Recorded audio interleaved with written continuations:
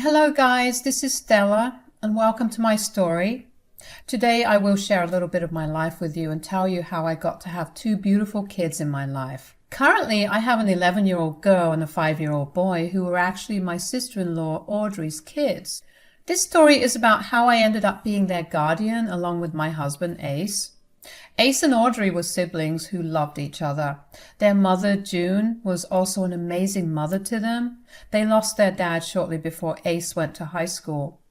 I believe that caused his sister to spiral and get into the world of drugs. Audrey always had a marker drug problem since then. She barely got through high school and dropped out of college despite June paying for it out of her own pocket.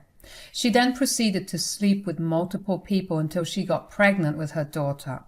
Since she decided to keep the baby, June and Ace both swooped in to make things work. They did their best to be there for Audrey when she was struggling on her own. The baby's daddy left and signed away his rights. June and Ace didn't fight this because the dad was a criminal and the kid was better off without him. He wasn't that interested in a child anyway, so June and Ace pay for Audrey's daughter while she takes it as a free pass to do whatever she wants. When I started to date Ace, I always found Audrey to be problematic. I could tell that she was an absent mother and only showed concern for her child when she was around people. She had a habit of dropping off her kid with us while she did God knows what. By then, June had already moved to a different city for work, but kept in touch and sent her money to help out.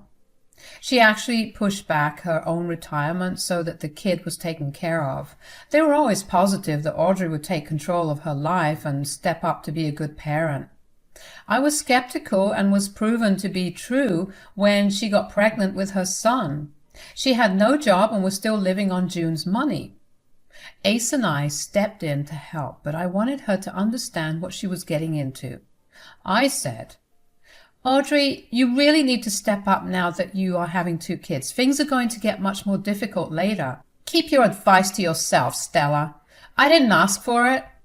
I'm doing a pretty good job anyway. My daughter grew up just fine, and so will my son." "You did get a lot of help from June back then, Audrey, but she isn't living here anymore. Sometimes it may be a problem for you. I think you should look for a job now to start somewhere. We will help out as much as necessary, but still, it is a lot of responsibility." "Don't you dare lecture me about what I should do, Stella. I can take care of my own kids. You don't have to come blabber about my responsibilities. I know you are just jealous of me because you can't have kids. You are doing a poor job of hiding it." Audrey knew exactly how to hurt me. When we had this conversation, I was married to Ace for over a year. We had just gotten word from our doctor that I am infertile. I won't lie and say that I took the news well. I was a mess. But I wasn't jealous of seeing others with kids. It did hurt, but I was happy for them. Audrey knew that it was a sore spot and decided to hurt me. Ace was furious and said, "How dare you talk to my wife like that, Audrey? We are both doing a lot for you. She is right to ask you to get a job. We pay for freaking everything you do. Now that you have two kids, you should be doing more for your own kids." "Of course you will help me out. They are your niece and nephew. You barely give me any money. Mom gives me a lot more." "I send you $1,000 a month, Audrey. Stella looks after our niece whenever you ask. We already do a lot for you, so don't pretend you have done a great job in getting your life together." "Fine then. If babysitting is such a big problem, I will find other ways. I don't need your jealous wife's help anymore. Who knows when she will end up stealing my kids? Women like her can be pretty delusional." Audrey huffed and kicked us out immediately. I felt really hurt by Audrey's words and cried throughout the night. Ace comforted me a lot, but the damage was done. From that day on, I knew exactly what kind of a person Audrey was. I avoided contacting her too much and only showed up for her special days. I did offer to watch my niece despite her comments, but she turned me down. Back then, I should have seen the red flags, but I didn't. I should have done more to make sure the kid was being looked after when Audrey was gone for whatever work she had. But I had no idea how bad things were in her house. The baby boy was born, and soon things started to get really weird. Audrey started to demand more money from both June and Ace. She kept giving us various excuses about why she needed the money. It was mostly for the kids, so they gave her what she wanted. Years passed and nothing changed. However, Ace was starting to get really annoyed. Audrey was still not working and solely living on his and his mom's money. He was also getting a little suspicious as to why Audrey needed so much money. Another point of contention was the fact that Audrey kept changing boyfriends and bringing them to the house.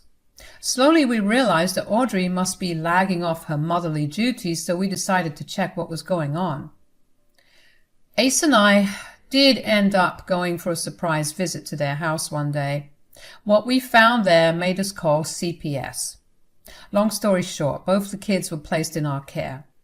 I will tell you guys what happened later in the story, but I will tell you that Audrey was super unhappy about us taking the kids. She regularly badmouthed us, among many other things. Still, we ended up inviting her to her son's birthday party. She was his mom, after all. Plus, we wanted to see if Audrey had changed even a little after having her kids taken away. Well, she didn't change one bit. This was the conversation I overheard between June and Audrey at our party. Audrey, you need to tell me what happened with CPS. I'm getting really concerned with this situation. Oh, Mom, where do I even start? This was all Stella's plan, you know. I had a feeling she would come after my kids and take them away from me. What are you saying, Audrey? Stella would never do that. Why would she take away your kids? You don't understand, Mom. She's jealous of me because she can't get pregnant. God knows how my kids are doing without me. I don't think I believe that, Audrey. That is a big accusation. The kids seem happy to be with Stella and Ace. What is even going on? You have to tell me.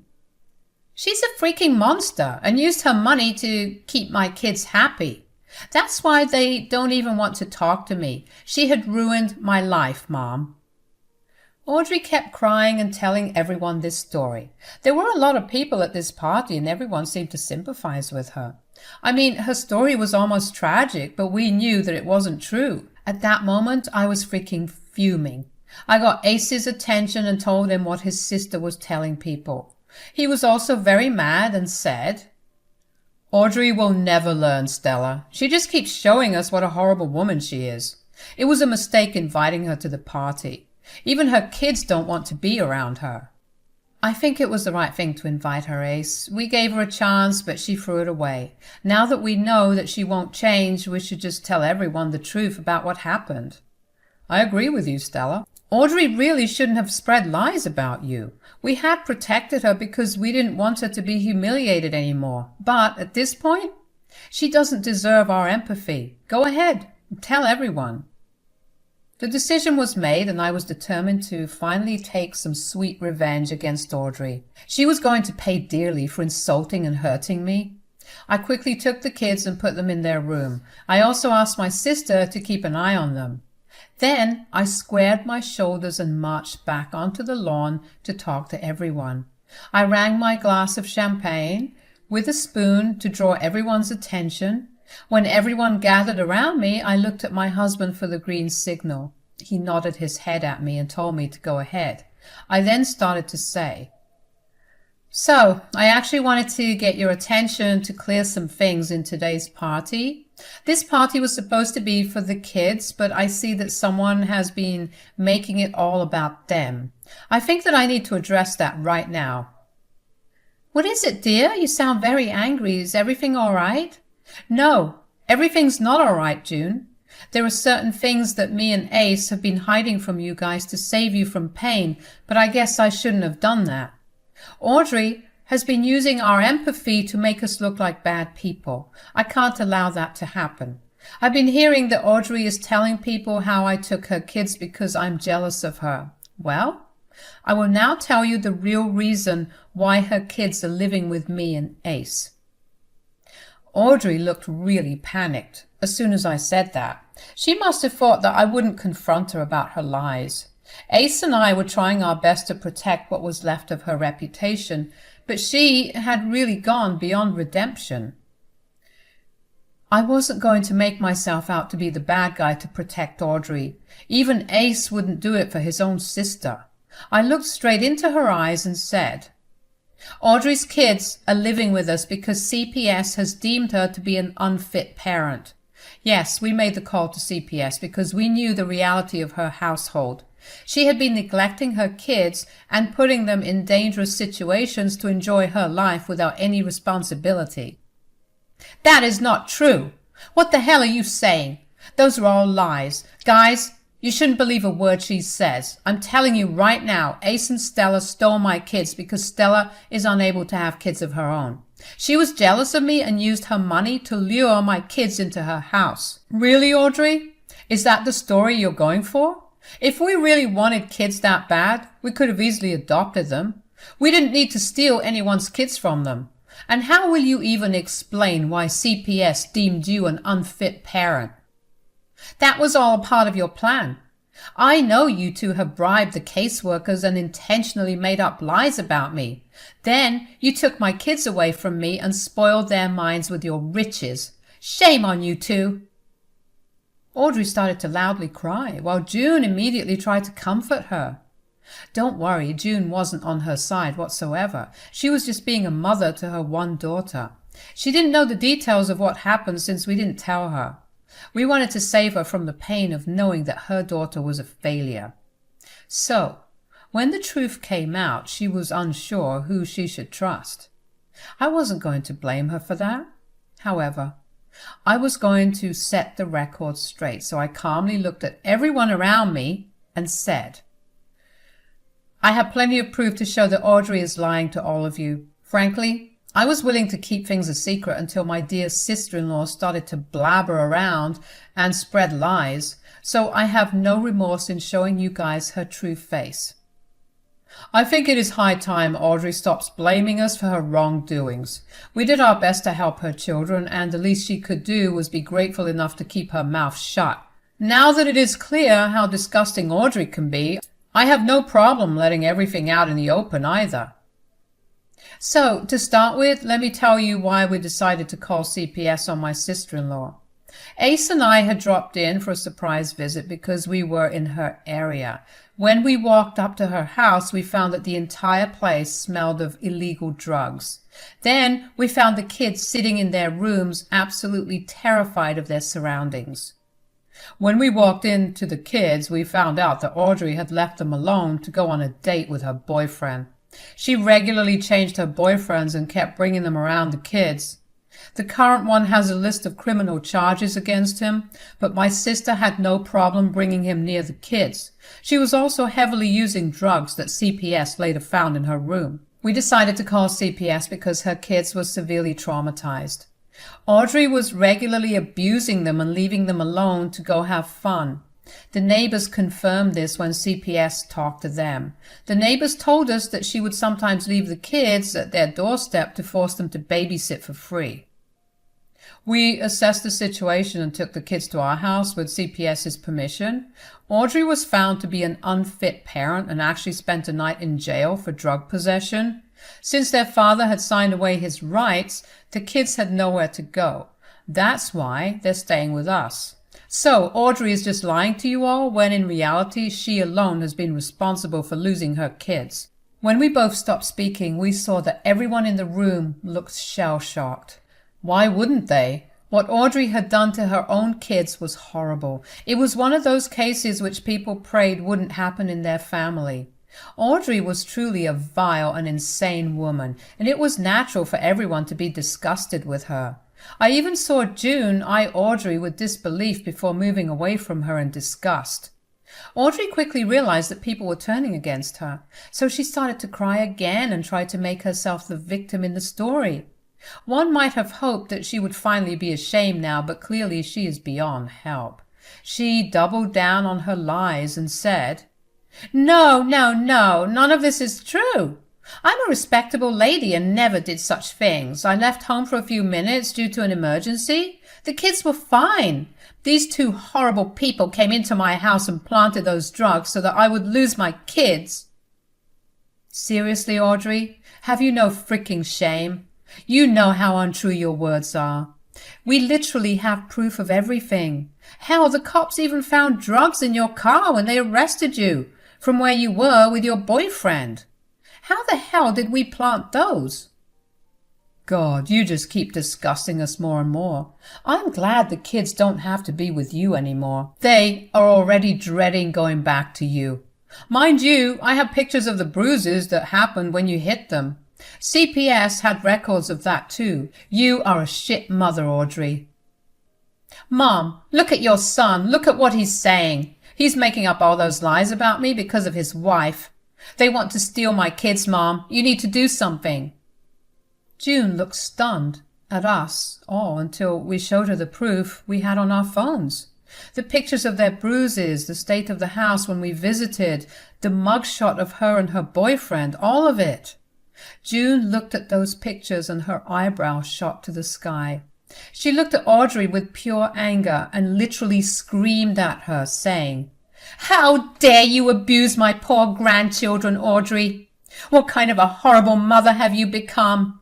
After all this, where did you even get the audacity to ask me for help?" Mom, why are you yelling at me? I may have made a few mistakes, but I am being charged for nothing. I deserve my kids back. Shut up. Just shut up, Audrey. You don't deserve those sweet kids who have never done anything wrong. You keep neglecting and abusing your defenseless kids and asking me for money for your drugs. You deserve nothing but hate. These are not mistakes, Audrey. They are freaking crimes. Mom, why are you taking their side? I'm your child. I should be able to raise my kids. Stella and Ace had no business meddling in my life. What can't you see?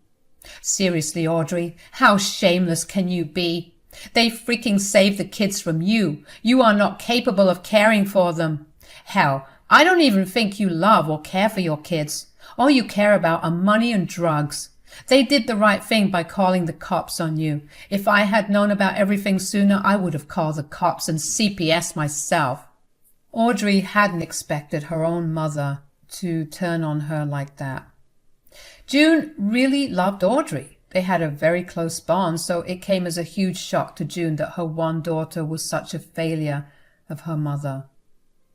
We all knew that June used to send Audrey money to help her take care of the kids, but clearly the money was spent elsewhere since the kids were super skinny and left alone without a babysitter almost every day.